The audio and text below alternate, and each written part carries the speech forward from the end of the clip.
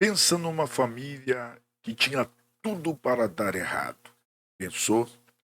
Multiplica por 3 agora.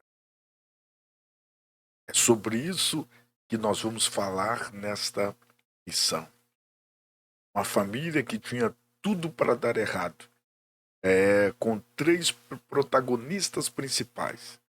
E no final, um final que tinha tudo para dar errado e ser desastroso, foi transformado pelo amor, pela amizade, pelo companheirismo, pelo perdão, pela fé. Uau! Roteiro de filme. Essa é a história de Noemi e Ruth. Será que existe amizade entre nora e sogra? A sogra, né, é um designativo tão banalizado em nossos dias que as pessoas criam piadas, situações e ninguém acredita numa amizade de genro com sogro, com sogra, né? Virou algo muito raro. Mas nós vemos na Bíblia que quando existe uma amizade sincera, quando existe um perdão, quando existe a fé e o amor, meu irmão, tudo é possível acontecer em nome de Jesus. Não perde não, essa lição está tremenda, viu? Emocionante.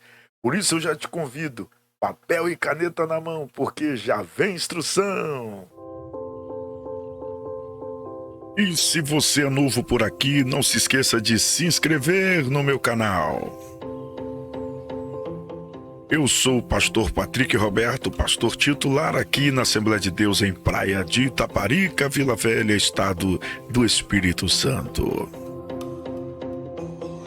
Que Deus abençoe sua vida e não esqueça de curtir, comentar e também clicar em todas as notificações para os próximos vídeos você ser notificado. Que Deus abençoe, uma boa aula em nome de Jesus. Nossa lição de hoje tem por título O relacionamento entre nora e sogra. É muito oportuna esta lição, pois, né, hoje é dia das mães, hoje não, né? O dia da lição, do dia de domingo, dia 14 de maio, então é dia das mães, então é muito oportuno esta lição. Será que pode acontecer alguma coisa de boa, né? Será que existe relacionamento saudável de nora e sogra? Uau! Olha o textuário aí na nossa lição, que coisa boa! Na nossa lição, o textuário, vamos acompanhar aqui. Olha aí, nosso textuário está, né, nesse texto lindíssimo de Ruth, capítulo de número 1, não é? Versículo de número 16, que está na tela, que nos diz assim: Disse, porém, Ruth: Não me instes para que te deixe e me afaste de ti, porque aonde quer que tu fores, irei eu. E onde quer que pousares à noite, ali pousarei. Eu, o teu povo, meu povo, e o teu Deus é o meu Deus. Uau, que lindo! Depois vocês vão entender melhor esse textuário. Olha a nossa verdade prática, meus irmãos, que coisa linda! Olha aí, a nossa verdade prática. A fé cristã, né, exalta o amor familiar e, mais especificamente, o respeito e a honra entre nora e sogra, bem como genro e sogro. Uou! A paz do Senhor, meu querido, minha querida, que bom que você se interessou por essa história.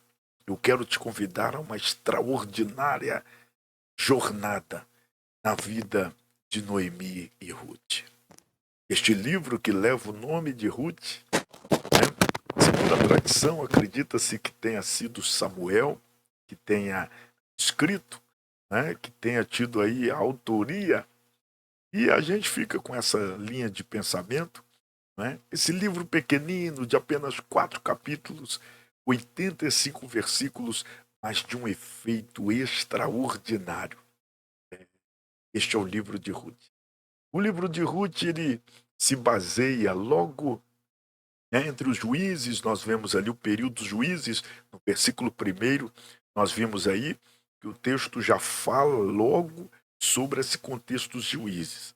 Se você, de repente, tem uma dúvida do período dos juízes, é só você voltar a Moisés, né, o povo saiu do Egito, Moisés ali o guiou, legislou, né, que pelo deserto, tal. Depois Moisés morre, aí Josué assume, Josué continua conquistando com o povo. Depois, quando Josué morre, ele não prepara sucessor, né? Então, após a morte de Josué, inicia-se o período dos juízes, tá? Se encerrando na ascensão ou na escolha, né, de Saul como rei sobre Israel. Então, o período dos juízes começa com a morte de Josué, aí precisava colocar a casa em ordem, Deus levanta os juízes, e quando o povo cansa dos juízes e pede a um rei, escolhe então Saul, e aí entra agora a monarquia em Israel. Pois bem, e nesse contexto aí dos juízes, estava agora uma mulher chamada Noemi, não é? A cidade ali, né, Belém, toda aquela região. Belém, se você sabe e continue, não é, confirmando seu conhecimento, se não, escreve aí. Belém, traduzido para o português, né, transliterado do hebraico para o português, quer dizer casa do pão. Então, Belém, por que esse nome né, Casa do Pão, Belém? Por suas terras, né, arqueólogos e muitos outros estudiosos do assunto deixam claro isso, que a região ali, a terra era muito fértil, então o trigo que era plantado se colhia praticamente 100%, tá bom? O percentual de perca nas colheitas era quase zero, então por isso era chamado de Casa do Pão, ou Terra do Pão. Por quê? Porque lá a terra era fértil. Tudo o que se plantava se colhia. Entendido isso? Anotou? Pois bem, vamos prosseguir. Nessa região existia um homem chamado Elimeleque, né? Anota aí, Elimeleque. Este Elimeleque, o seu nome traduzido, né, transliterado para o português, quer dizer meu rei é Deus ou meu rei é o Senhor, ok? Então, Elimeleque, né? Elimeleque, traduzido para o português, transliterado, que existem variações. Então você pode colocar meu Deus é rei, meu Senhor é rei, né? Vamos usar o mais comum, que é meu Deus é rei, ok? Então, Elimeleque quer dizer meu Deus é rei, esse era o nome. Então, Elimeleque, tudo faz crer que seus pais, toda a trajetória de sua família, entendia que Deus era rei sobre Israel, né? Já manifestava até o sentimento aí da necessidade de um rei sobre o povo. E eles diziam, então no próprio nome aí de Elimeleque, nós sabemos que os judeus, né, tinham essa tradição de colocar o nome, atribuir o nome à criança, né, atribuir o nome à criança de acordo com a sua situação, o seu momento. Então, o momento de Elimeleque junto aos seus pais era qual, pastor? Era o de Deus era rei. Então, Elimeleque cresce ouvindo isso. Deus é rei, Deus é meu rei, Deus é o meu rei, ok? De repente, no meio do caminho, ele encontra uma mulher agradável. Ele encontra quem? Ele encontra Noemi. Noemi, escreve aí. Noemi, que é o nome dela transliterado para o português, quer dizer agradável, linda, agraciada. Olha só que coisa, né? Linda. Então, Noemi, o nome dela quer dizer agradável e linda. Né? Agradável, linda, é mesmo uma variação, ok? Então, aquele que o Deus dele era rei, encontra agora com alguém agradável. Noemi. Uniram-se, não é? E tiveram 2 filhos. Esses 2 filhos que eles tiveram, um colocou-se o nome de Quilion, né? Quilion, e o outro de Malaom. O primeiro, Quilion, o nome quer dizer definhando. Meu Deus, quando traduz o nome Quilion para o português, quer dizer definhando. E quando se traduz Malaom para o português, quer dizer fraco ou doente. Meu Deus. Agora a gente para pensar, não é? Como que alguém, pensa comigo, como que alguém que tinha Deus como seu rei, tinha uma esposa agradável, né, e linda, tem um filho definhando e o outro fraco ou doente? Que isso? Aqui a gente já vê que na cultura deles, o nome atribuído ao filho era condicionado pela situação que viviam. Então, tudo nos leva a crer que a situação que eles estavam vivendo já no nascimento de seus filhos já não era boa. Por isso, atribuiu o nome de um definhando e o do outro fraco ou doente. Vocês estão entendendo a visão da introdução da lição? Então, anote isso aí. Tá bom? Tudo indica que já não estavam bem. Hoje a lição está diferente aí, tá? O contexto vai ser mais anotação, anota aí. Então, isso aí a gente percebe essa riqueza de detalhes. Então, vamos lá. O que me chama a atenção é que a região ali de Belém, de repente, começa a ter seca, começa a ter escassez, fome. Como que pode na terra do pão não ter pão? Era o juízo de Deus. O povo havia se desviado dos princípios estabelecidos por Deus e começaram a prevaricar, começaram a pecar e gostar de pecar. E também a cultuar a deuses pagãos, veja só, dando abertura para a idolatria. Deus não aceitou esse tipo de comportamento. E o que Deus faz? Deus pega e toca no mais, né, o que mais tocava, feria aquele povo, que era o orgulho de estar numa terra em que tudo o que se plantava se colhia. De repente, não se colhia mais. De repente a fome se estabeleceu naquele lugar e aí eu te chamo a atenção. Já era o juízo de Deus sobre aquele povo. Só que Meleque, ele tinha que orar, ele tinha que buscar ao Senhor uma direção, ele tinha que, como um bom servo do Senhor, ele precisava buscar o direcionamento de Deus. Senhor, é de ti eu ficar aqui, Senhor, é de ti eu sair, Senhor, me mostra, essa situação me conduz a uma nova situação, Deus vai me conduzir a um novo, eu posso ir para lá, para cá. Meleque não ora. Noemi, muito menos. Noemi era aquela esposa agradável, que agradava. Então, quando Elimeleque falou, olha, decidi, nós vamos embora daqui. Ela disse, sim, meu marido, eis-me aqui, vamos juntos. E aí agora esta família pega, sem pedir um direcionamento de Deus, sem pedir a bênção de Deus, nem um conselho de ninguém, tudo leva a entender. Elimeleque coloca na sua cabeça que é hora de sair da terra do pão, porque não tinha pão. Aqui eu abro um parêntese para dizer para você. Belém era a terra da promessa. Belém era uma terra, né, Judá, toda aquela região, Israel era a terra prometida. Deus falou que a terra que lhes, né, tinha separado era a terra que manava leite e mel. O juízo de Deus, né, veio, ok, Deus estava cobrando, o povo estava sentindo, ok, a gente percebe. Mas não era para sempre. Elimeleque precisava ter um pouquinho de paciência. Mas tudo indica que Elimeleque era muito esquentado. Ele devia ser um colérico com sanguíneo, não é? E aí, agitado, toma decisão precipitada e com sangue quente. Porque para colocar o nome nos filhos, né? De definhando e fraco ou doente, já mostra o desespero que ele estava. Então, o desespero, ele praticamente, entre aspas, né, eternizou ali nos filhos, nos nomes. Então, mostra o desequilíbrio, a instabilidade de Elimeleque. Elimeleque precipitadamente e infelizmente sai da terra do pão e vai para uma cidade chamada Moabe.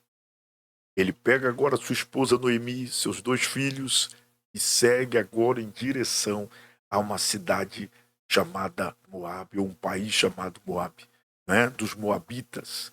Se você é um estudante, não é, assíduo, você sabe muito bem que os moabitas não eram gente boa, não. E os moabitas não eram amigos de Israel. Por que que Elimeleque decide ir para um lugar como esse, gente? Meu Deus. Elimeleque agora, não é, toma uma decisão de ir. para o meio dos moabitas. Uau!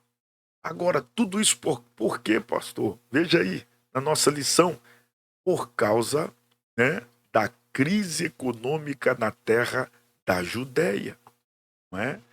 A crise econômica na terra da Judéia. Esse foi, né, o fator que culminou em Elimeleque esse desespero para sair de lá e ir para os Moabitas, já que tudo indica, irmãos, que eles já estavam acostumados, né, com esse culto misturado, porque o povo já estava sofrendo por causa disso, porque Deus estava condenando as ações pecaminosas, dentre eles alguns cultos pagãos que se inseriram no meio de Israel. E aí, como eles já tinham abraçado, né, aquela forma de viver, achando que era normal. Tem um hino dos nordestinos que diz assim, ó, tem nada a ver, isso é normal. Eita coisinha que faz crente se dar mal, tem nada a ver, isso é normal. Eita coisinha que faz crente se dar mal. Ei, tem nada a ver? Não, tem muito a ver. E aí, entre o culto, né, pagão em Belém e na terra dos Moabitas, melhor ir para onde tem comida. E aí Elimeleque olha para o estômago, não olha para Deus. Olha para a sua necessidade, não olha para o Deus que supre necessidades. E olha só, anote aí, o que nos chama a atenção é que Moabe, né, os Moabitas, ou as terras de Moabe, não estavam descritas nas promessas de Deus. Pelo contrário, essas terras foram amaldiçoadas por Deus, esse povo foi amaldiçoado por Deus. Como? Vem comigo. Olha só, anote isso aí, né? Anote isso aí. Moabe era um país idólatra, um país pagão, um país que perseguia os israelitas, né? Se você não sabe, passe a saber. Anota isso aí se você está aprendendo agora, porque é importante, não é, para a gente passar para os alunos esta riqueza. Olha só, quando a gente estuda sobre os moabitas, a gente aprende o quê? A gente aprende que os moabitas, anota isso aí, é importante você anotar, viu? É importante você anotar. Anote isso aí.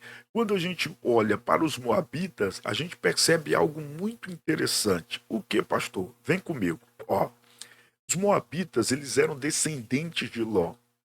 Então, quando você estuda a filiação, você percebe que era Ló com a sua filha mais velha. Então, foi um fruto de incesto. Aí já entra, começa o negócio errado. Então, os moabitas, né, os filhos de Moabe, vieram o quê? Através de um incesto de Ló com a sua filha mais velha. Então, você já vê que tem coisa ruim aí. Então, quando a gente olha para os moabitas, a gente vê que são esses descendentes, né, de Ló e desse incesto que está em Gênesis. Se você pode, escreva aí, coloca aí na sua Bíblia, né? Gênesis, capítulo de número 20, né? Versículos 30 a 38. Bom, você pega aí, coloca aí na sua anotação, porque isso aqui é muito importante para a nossa meditação. E olha só, esses moabitas, eles, né, maltratavam o povo de Israel, perseguiam o povo de Israel, e principalmente no deserto, lembra? Por isso não puderam entrar na Assembleia. Está em Deuteronômio 23, versos 2 a 6. Anota aí, Deuteronômio 23, versos de 2 a 6. E aí você vai estar compartilhando aí com seus alunos, né, todo esse contexto. E hoje as terras de Moabe estão localizadas onde a gente encontra a Jordânia, tá? Então é bom você anotar isso, mostrar no quadro aí, né, para aqueles que precisam, os alunos, eles vão gostar. Então, onde é a Jordânia hoje era as terras de Moabe, os moabitas, tá bom? Então os moabitas, eles e os amonitas eram uma mistura só, o mesmo povo, eles eram inimigos de Israel. Agora o que Elimeleque, irmãos, vai fazer no meio dos inimigos? Ainda mais para viver, depender deles para viver, para comer, para se vestir, para tudo. Elimeleque não estava bem não, viu? Mas esse era o contexto da família. E vejam só, os moabitas, eles eram politeístas, então adoravam vários deuses. E entre os principais deuses dos moabitas, anota isso aí, estava um tal de Quemos, né? é que era representado, olha só, pela figura de um homem com cabeça de touro e que segurava uma criança no seu colo.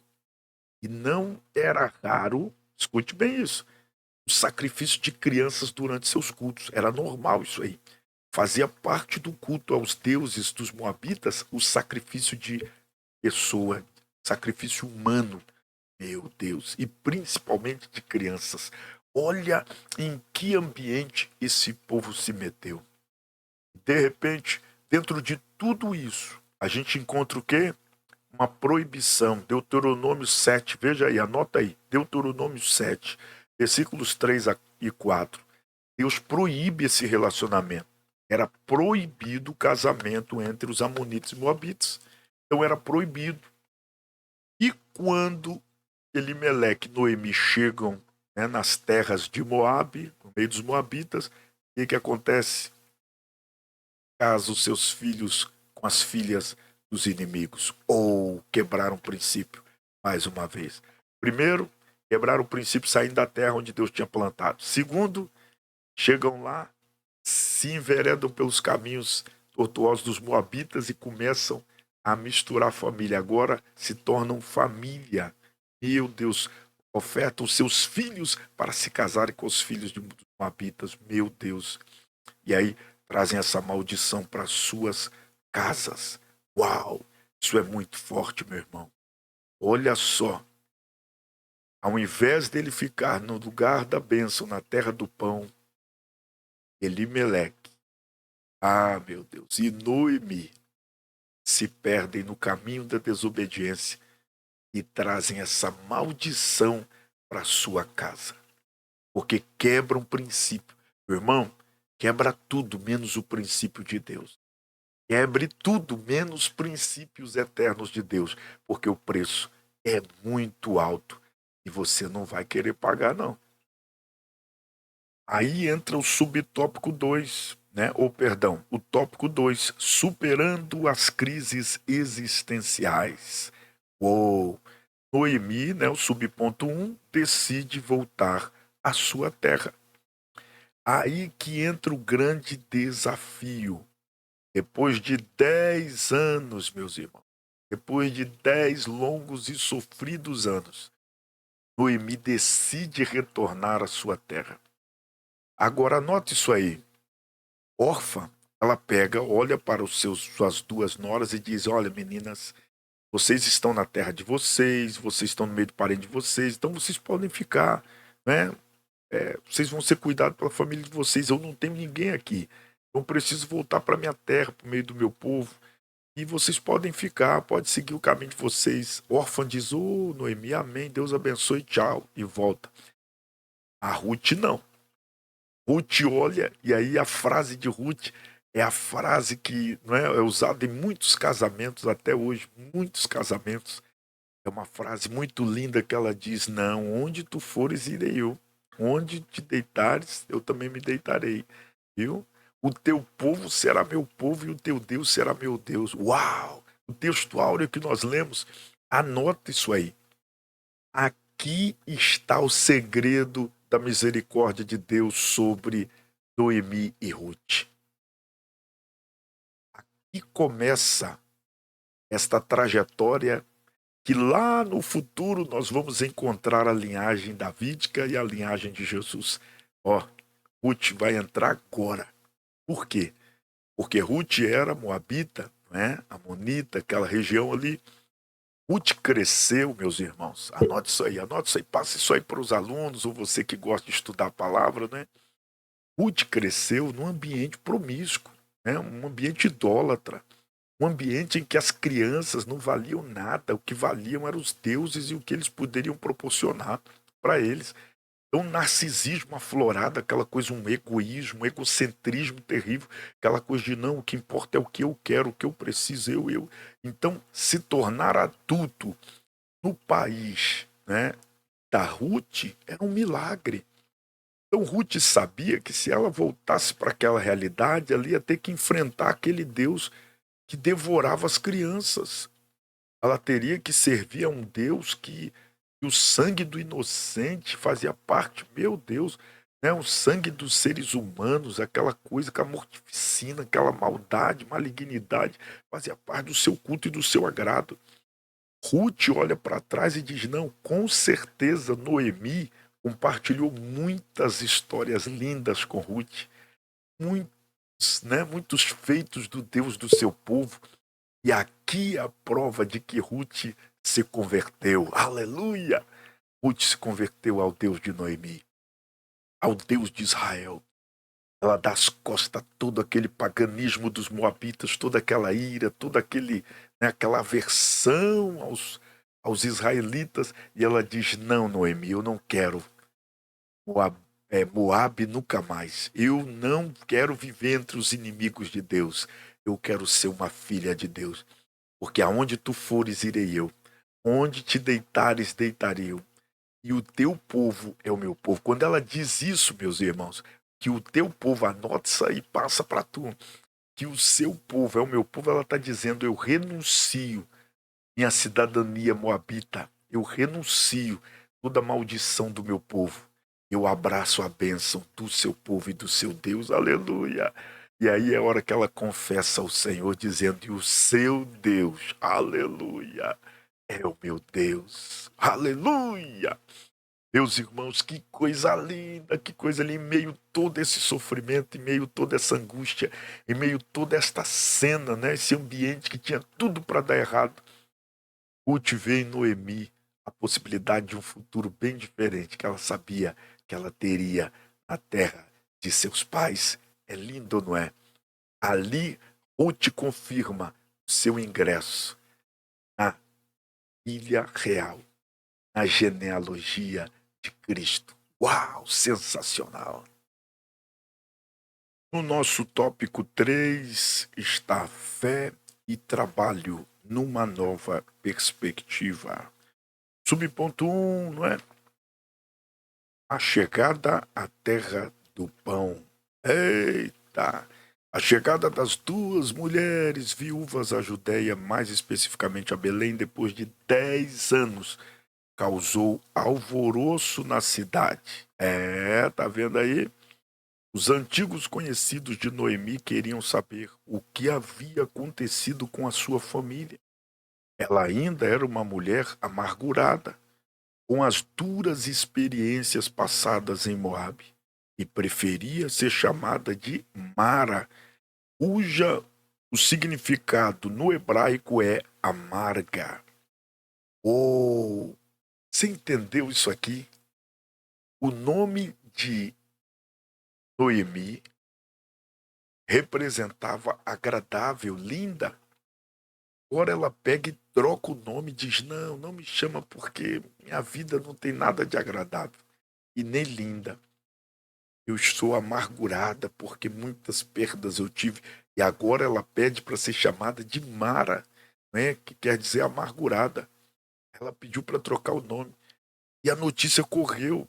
Agora o que me chama a atenção é que Noemi prepara Ruth para esse desafio. E Ruth se coloca à disposição, mostrando que a nora e a sogra agora têm um relacionamento íntimo, relacionamento leal, uma amizade, um perdão, meu Deus, um amor, uma fé, e a mesma fé. E eu vejo que muitas vezes as dificuldades, as adversidades, ao invés de nos separar, nos unem quando Cristo é o centro do nosso relacionamento. Órfã, coração, né, estava ainda nos deuses pagãos. Agora, no caso de Ruth, ela encontrou este Deus verdadeiro de Noemi e isso uniu. Entende? Eu já vejo aqui o seguinte, já te dou uma palavra.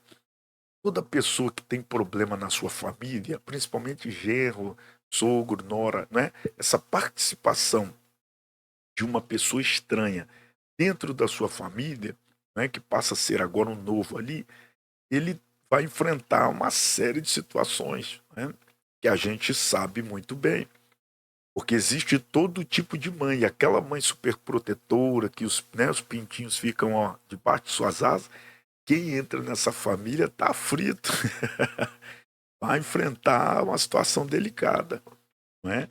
Noemi, se fosse dessas mães, né, super protetoras, que só os filhos deles que, né, os filhos dela que são e tal, quando entra um genro, uma nora, vira o satanás, vira o inimigo, isso acontece, viu, irmão? Quem sabe você é um desses. Enfrenta desafios terríveis. Aqui na Bíblia nós encontramos adversidade, perdão, amor e fé. Tem que ter fé, meu irmão.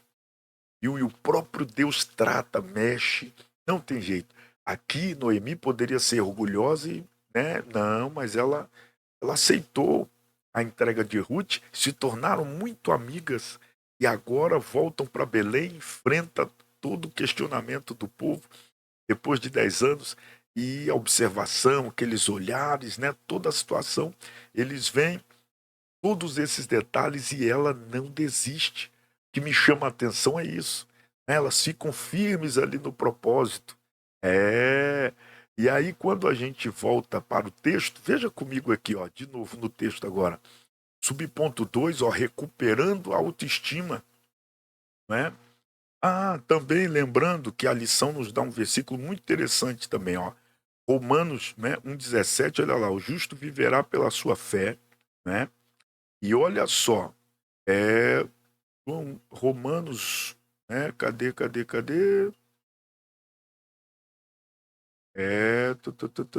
Não, lá atrás, é isso mesmo. Vamos lá, aqui, é isso mesmo, aqui, ó, o justo viverá pela sua fé. E elas tinham uma fé muito forte. Olha só, então sogra e nora agora estão juntas vivendo da fé. Glória a Deus, coisa linda. Agora, ó, recuperando a autoestima, né? Isso está nos versículos 15 a 18. Ruth deu uma demonstração de carinho e amor por Noemi e a fez entender que ainda havia esperança. Olha que coisa linda. Elas haviam chegado a Belém no princípio da colheita das cevadas. Então era um tempo de fartura, né? Ó, se em Moabe a situação era precária, em Belém havia esperança de não faltar nada para ambas. Ruth usou a sua perspicácia para suprir a necessidade. Olha aí, meus irmãos, que tremendo, que tremendo, que tremendo, que tremendo, né?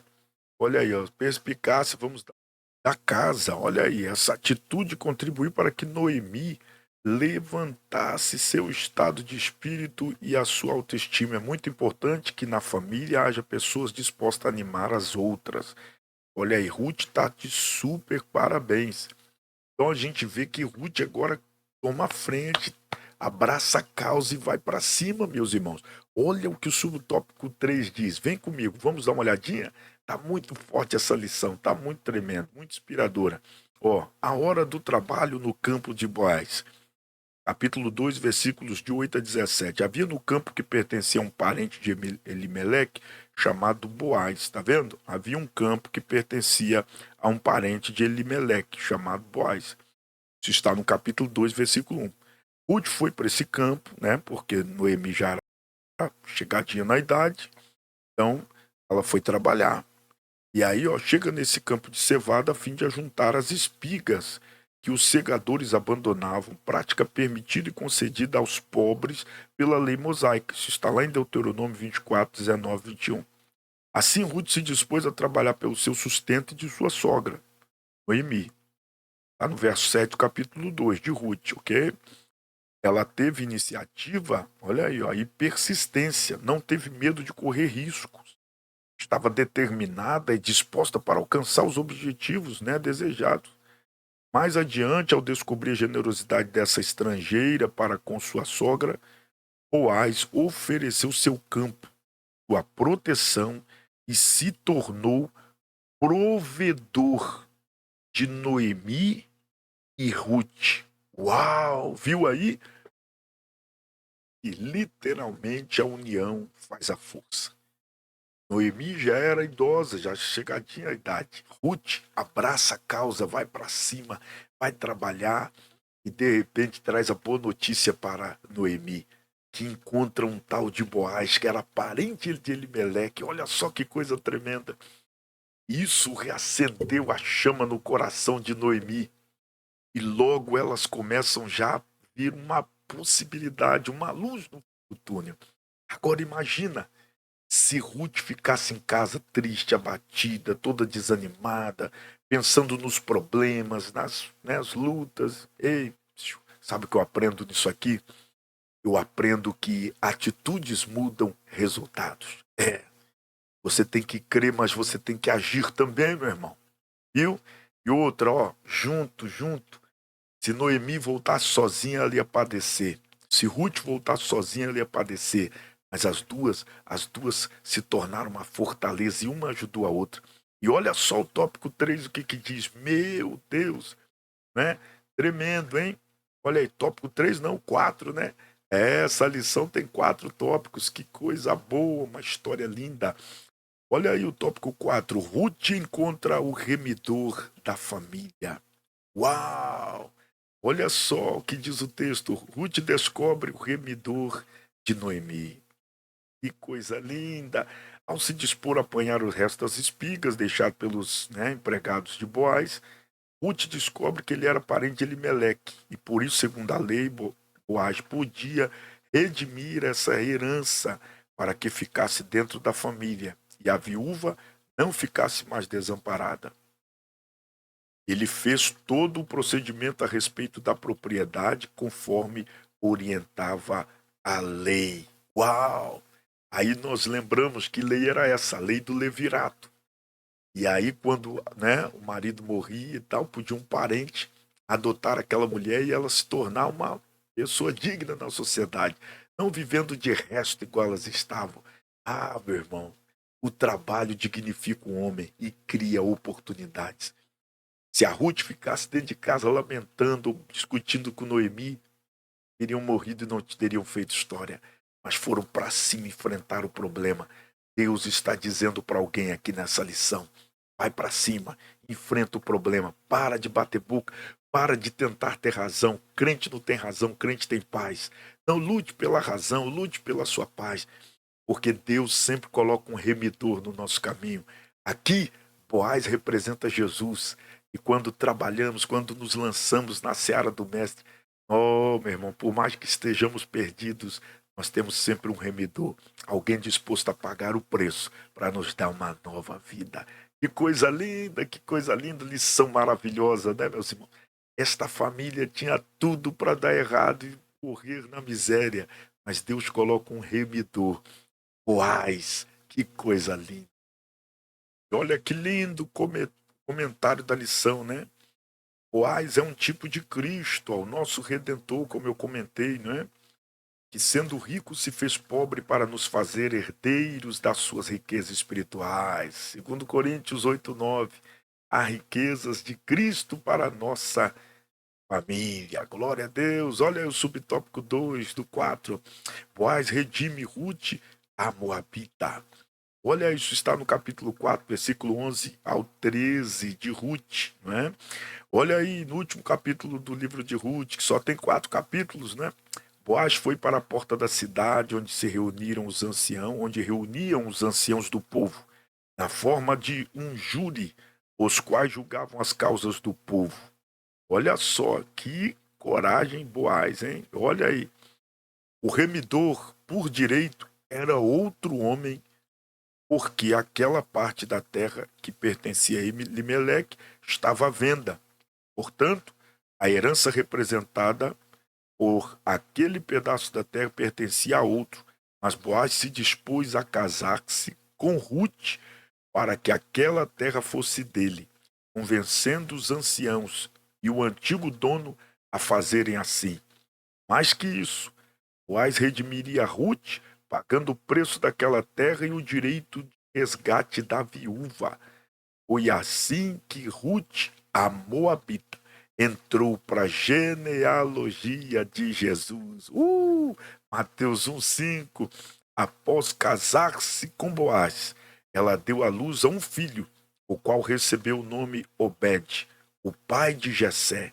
E este, Jessé, o pai de Davi, o grande rei de Israel. Que coisa linda! Quando Jesus se manifestou na terra, tornou-se conhecido como o Filho de Davi, formando elos da linhagem do Messias. Uou, que tremendo!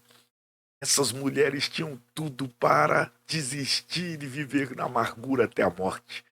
Mas elas creram, foram para cima e enfrentaram o problema juntas. E juntas venceram. Deus colocou Boaz, o remidor, representando Cristo, pagando todo o preço necessário para redimir essas mulheres, em especial Ruth. Agora Ruth vai dar à luz um filho. Não era para ser filho, né, de Elimeleque, era para ser filho de Boaz. Glória a Deus! Era para ser descendente.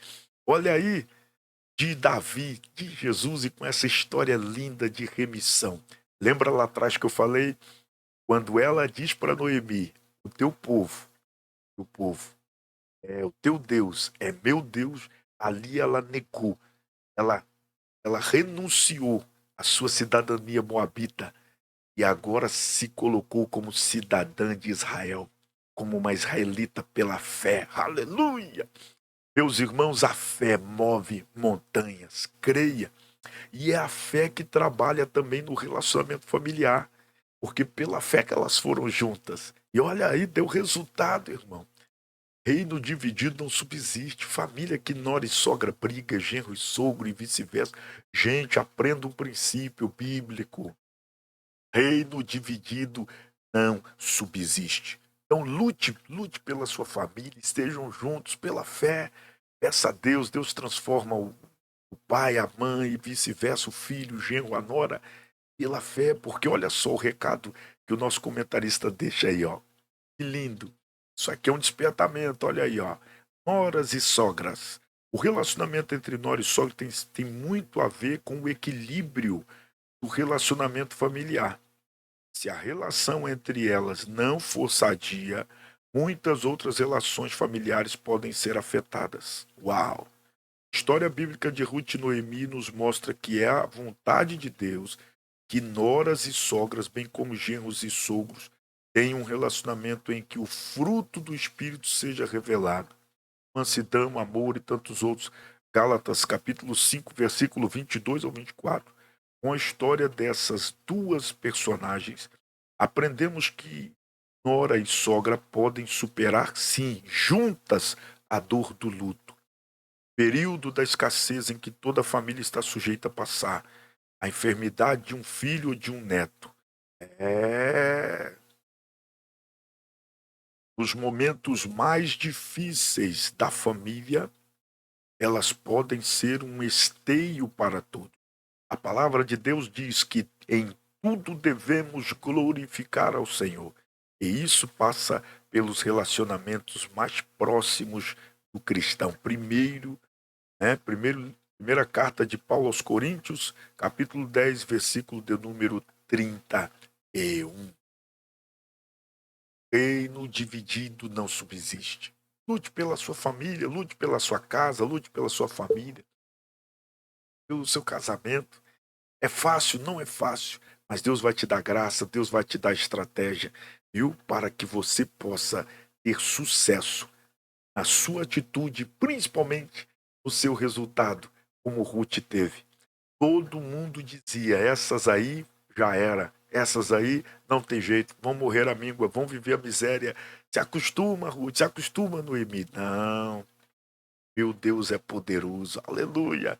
Um Deus que abre o mar, um Deus que faz o povo se alimentar no meio do deserto, beber água de uma rocha. O que é para poder, não, colocar um remidor na minha vida? Deus vai e coloca Boaz e concede a Ruth o privilégio e a honra de fazer parte da genealogia real do rei Davi e de Jesus Cristo, o Rei dos Reis e Senhor dos Senhores.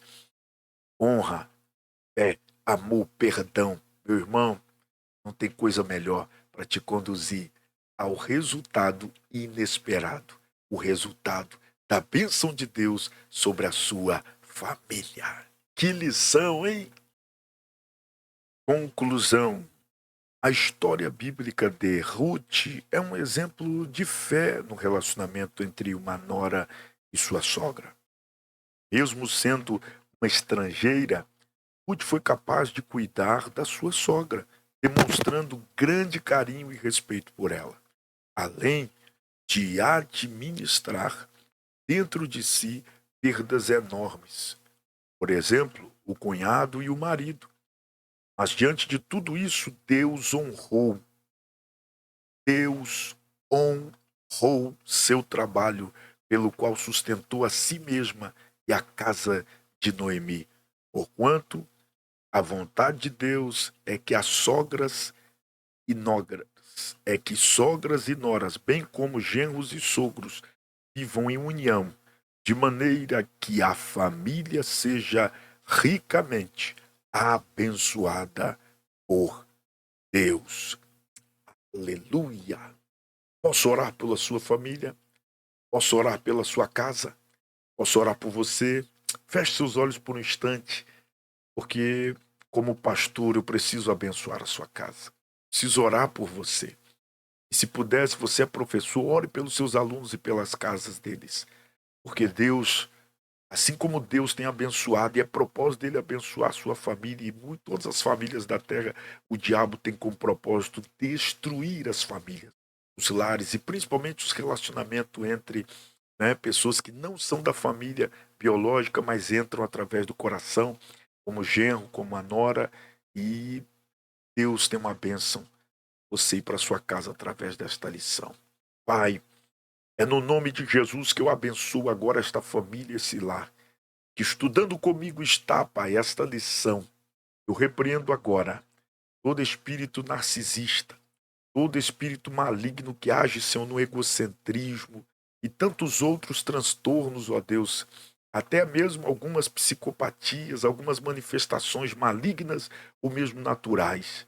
Porque, ó Deus, muitos não tiveram a oportunidade de aprender a tua palavra, de ter um lar, uma família funcional, tudo ok, aprendendo a lidar com o diferente, com o novo, aprendendo a lidar com a perda, Senhor, não sendo possessivo. Mas agora, Deus, eu quero abençoar este irmão, esta irmã, que vive em meio a uma família que está em paz, agradecemos. Mas também oramos por aquele que está em meio a uma família que está em guerra, que, ó Deus, são possessivos e não aceitam, ó Deus, vem o genro, a nora, como inimigos, como invasores, que o Senhor mude este quadro, que o Senhor mostre para esta família que unida ela vencerá mais rápido e mais eficientemente. Que unida a tua bênção repousará sobre eles e o teu nome será glorificado, como foi na vida de Ruth e Noemi e Boaz, porque assim nós cremos, assim nós oramos e no nome precioso de Jesus dizemos amém, amém e amém. Que Deus abençoe você, sua casa e a sua família. E até a próxima lição, em nome de Jesus. Não esqueça, hein? Se inscreva aqui no canal, clica no botão inscrever. Depois vai aparecer o desenho do sininho. Tem lá todas. Clique em todas as notificações, tá bom? E clica no joinha se essa aula te ajudou de alguma forma. E comenta aí o que você achou, se achou interessante, se te ajudou, algum detalhe que é importante acrescentar para que venhamos, aprender com você também, tá bom? Que Deus te abençoe. Até a lição de número 8, com a bênção do Senhor. Fiquemos na paz.